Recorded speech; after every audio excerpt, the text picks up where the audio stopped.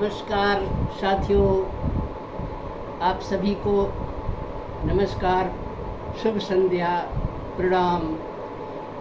अगर ये मेरा वीडियो छोटे बच्चे देख रहे हैं तो उन्हें शुभ आशीर्वाद। आज एक महत्वपूर्ण विषय लेते हैं बातचीत के लिए। अक्सर मेरे पास कुछ लोग आते हैं और कहते हैं कि देखिए ना, जन्म पत्री लेके आया हूँ, मेरा बच्चा पढ़ने में रुचि नहीं रखता, पढ़ाई में मन नहीं लगा रहा, दिन भर मोबाइल टीवी खेलने मस्ती करने में रहता है, कहने पर गुस्सा करता है, नाराज़ होता है। उसका कैसे मन लगे पढ़ाई में, कैसे उसकी प्रगति हो, कुछ उपाय बताइए। देखिए, मैं आप सबको बताता हूँ कि चाहे कोई भी बच्चा हो, चाहे आप वयस्क उम्र में ही क्यों ना हो, किसी परीक्षा की तैयारी कर रहे हो, या कोई छोटा बच्चा है, किसी कक्षा का विद्यार्थी है, इनिशियल स्कूल में है, प्राथमिक विद्यालय में पढ़ता है,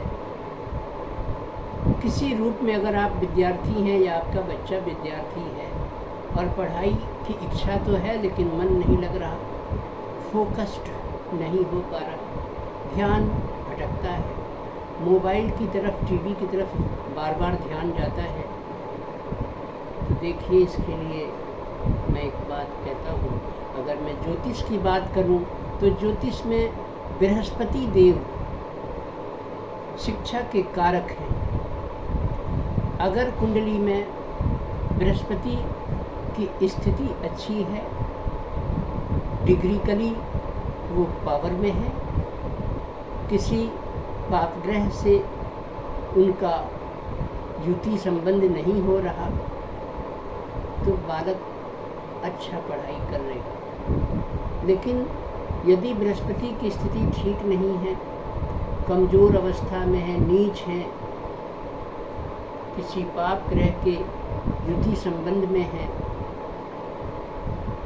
तो फिर शिक्षा प्रभावित होती है।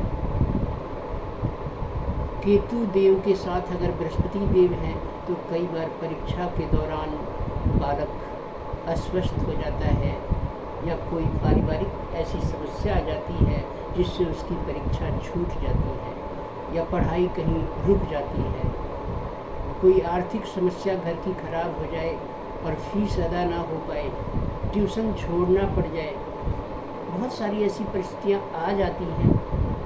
बहाने कुछ भी हों, बृहस्पति और केतु अगर साथ साथ बैठे हैं कुंडली में तो शिक्षा के क्षेत्र में कहीं ना कहीं कोई अवरोध जरूर आ जाता है,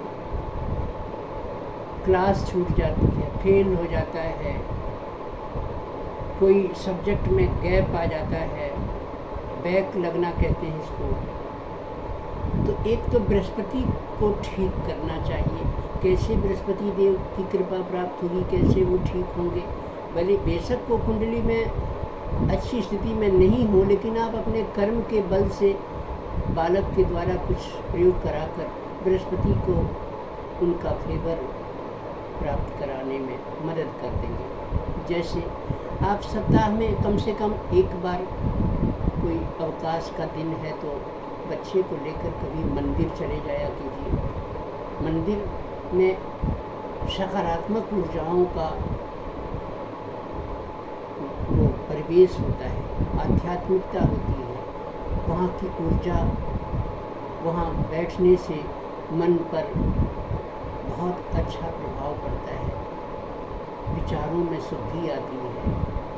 सप्ताह में कम से कम एक बार बालक को मंदिर घुमा लाइए, वहाँ थोड़ी देर बैठा आइए, धीरे धीरे उसके अंदर धर्म कर्म के प्रति भी इच्छा जागेगी, और इस मार्ग में अगर वो आगे चलता रहा तो उसके जीवन में बिगड़ती स्थिति भी संभल जाती है, ये मेरा विश्वास है।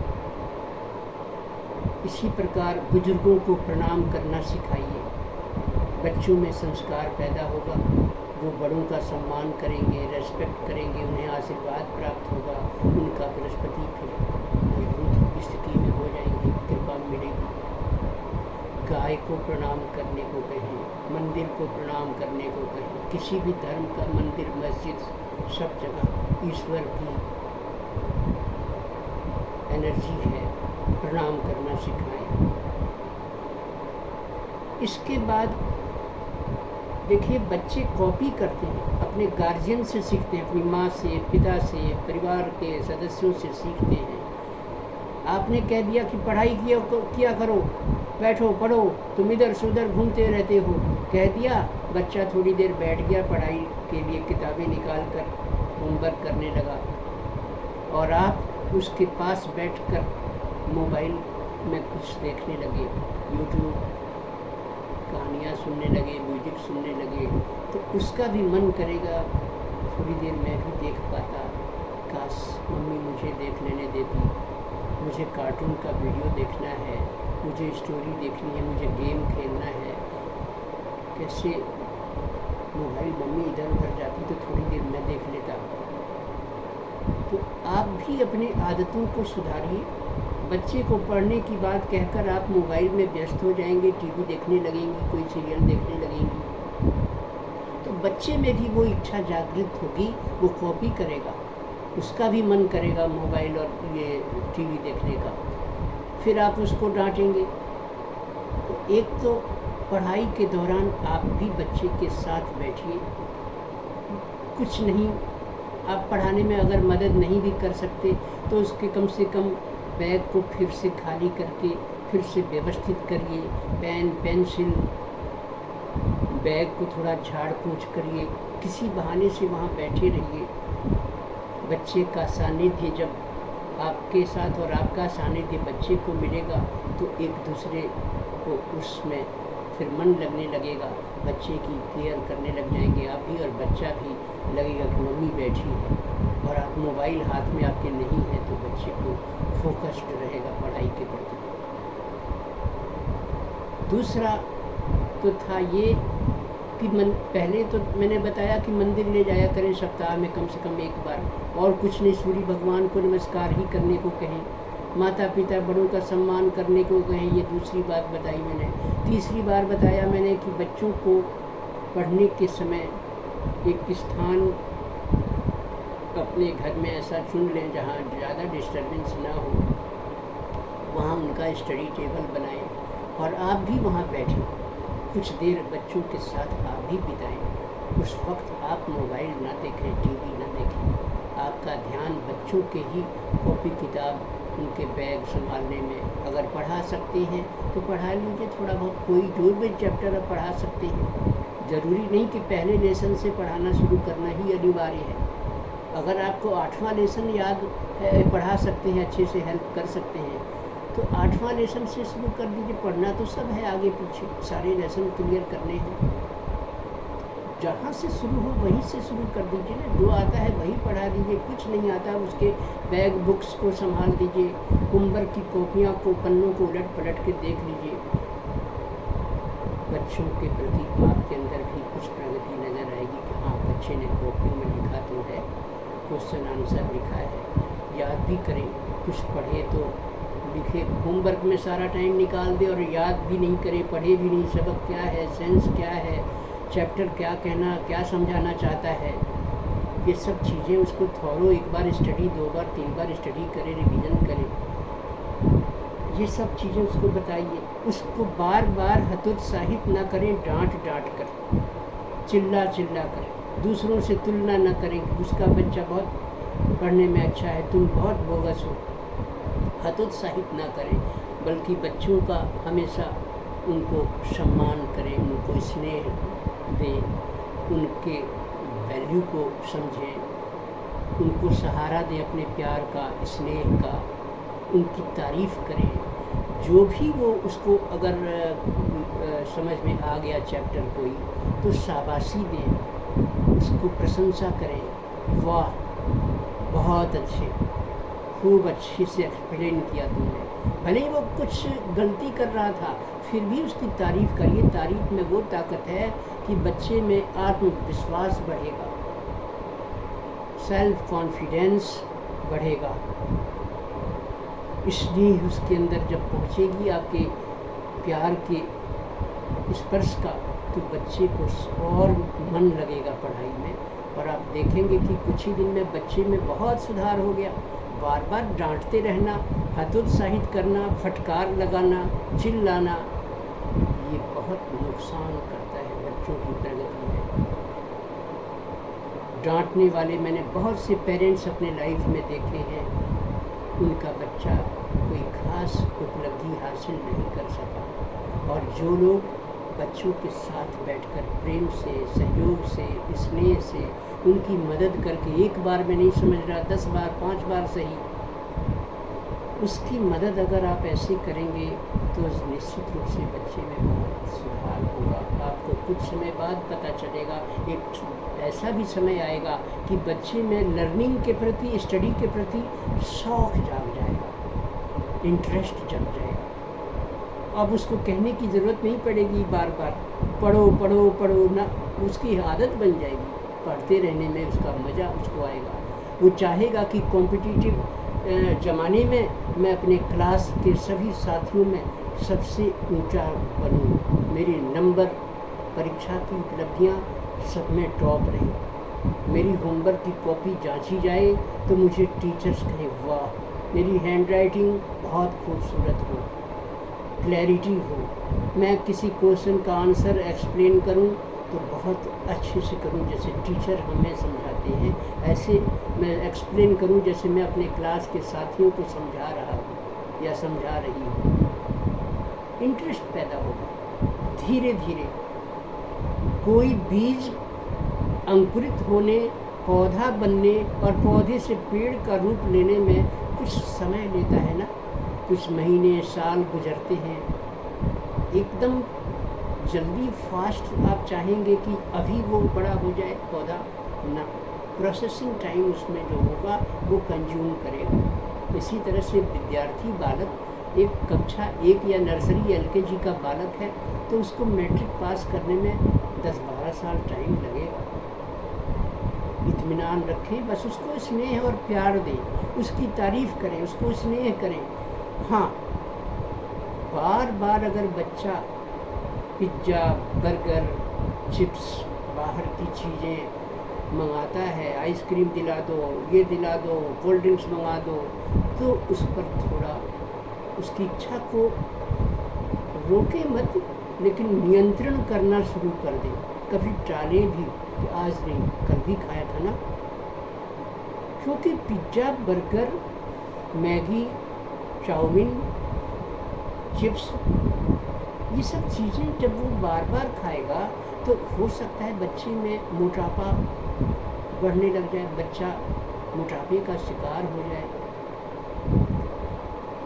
फिर वो आलस आने लग जाएगा। मोटापा बढ़ेगा तो मन में वो आलस्य आएगा, वो फुर्तीला नहीं रह पाएगा। उसे इन बातों का ध्यान रखें। कभी कभी उसको ये भी करें कि उन्हें कभी कभी जूस पिलाएं, जैसे आज आम का जूस पिला दिया, कल संतरे का पिला दिया, कभी मौसमी का जूस, कभी ग्रेप्स खिला दिए। वो क्या होगा, इन चीज़ों से बच्चे का बौद्धिक विकास होगा, ब्रेन को ताकत मिलेगी, स्मरण शक्ति, याददाश्त उसकी बढ़ेगी, नुकसान नहीं करेगा। हेल्थ टॉनिक है, हेल्दी चीज़ें खिलाइए। ये आपके बच्चे के विकास के लिए बहुत काम करने की एक ज़रूरी बात थी जो मैंने बताया। और है कि अपनी इच्छा उस पर बार बार ना थोपें, ऐसा कर, वैसा कर, इधर जा, उधर जा, उससे मत बात कर, उससे मत बोल, उसको प्रणाम न कर, उससे न बोले, ऐसे ऐसे थोपे नहीं। पढ़, आज तुझे ये पाठ पढ़ना ही पड़ेगा, आज इसे याद करके तू सुनाएगा नहीं तब तक तुझे खाना नहीं मिलेगा। ऐसे ऐसे प्रेशराइज करने वाले सेंटेंस बोलना आप बंद कर दें, अन्यथा बच्चा डर में, भय से आक्रांत हो जाएगा, उसके सीखने समझने की स्पीड भी कमज़ोर पड़ जाएगी। भय एक ऐसी चीज़ है, आतंक, कि वो आतंक में वो 2 को 4 बोलेगा, 4 को 2 बोलेगा, 6 को 8 बोलेगा, कन्फ्यूज़न में आ जाएगा। ऐसा प्रेशर ना क्रिएट करें। उधर तो टीचर डांटते हैं, उधर मम्मी पापा पेरेंट्स दबाव डाल रहे हैं, उधर ट्यूशन के मास्टर जी।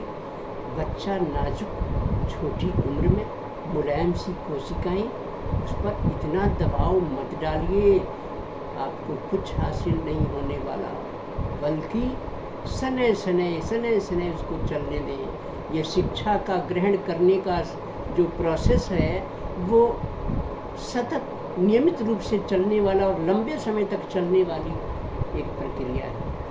2-4-10 दिन का खेल नहीं है, साल 2 साल का नहीं, 15-20 साल पढ़ना पड़ता है, तब आदमी कुछ हासिल करता है। इतने लंबे प्रक्रिया को आराम से तारीफ के साथ बहला फुसला कर उसे खुश रखते हुए ले चलें। भरपूर नींद लेने दें उसको। रात में देर रात तक मम्मी पापा जगे हैं, मोबाइलों में बात कर रहे हैं, गपशप कर रहे हैं, गृहस्थी की बातें कर रहे हैं, भाई बहनों की इधर उधर की चर्चा कर रहे हैं, ऑफिस की बातें कर रहे हैं।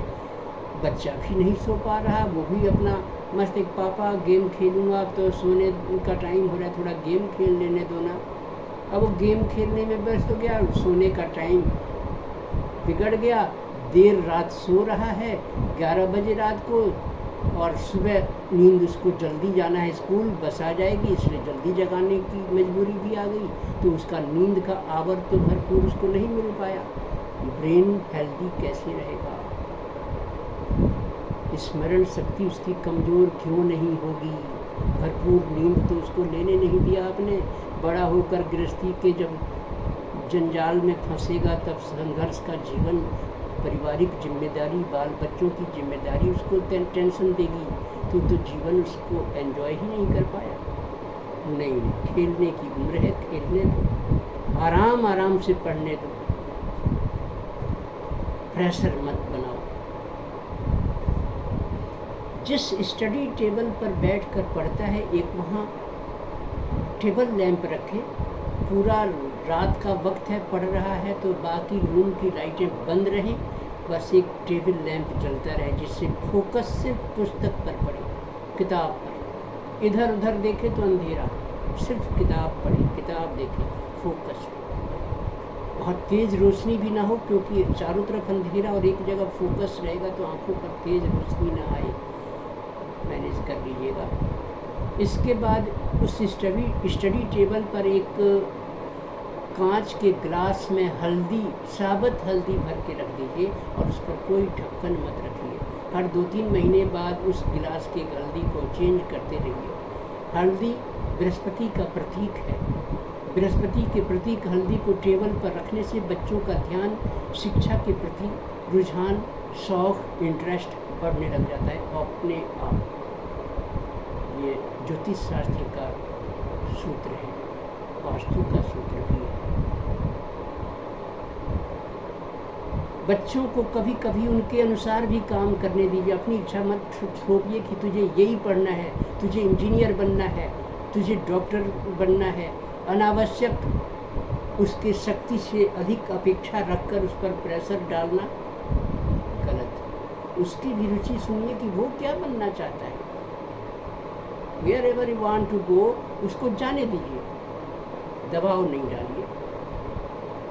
बातें बहुत लंबी हो जाएगी, वीडियो बहुत बड़ी हो जाएगी, इसलिए अभी तो रोकता हूँ। मेरी चाय आ चुकी है, चाय ठंडी भी हो रही है, थोड़ा चाय पी लेता हूँ, फिर बात करेंगे। वीडियो अच्छी लग रही हो तो एक लाइक और एक सब्सक्राइब कर दीजिएगा। धन्यवाद। अच्छा मित्रों,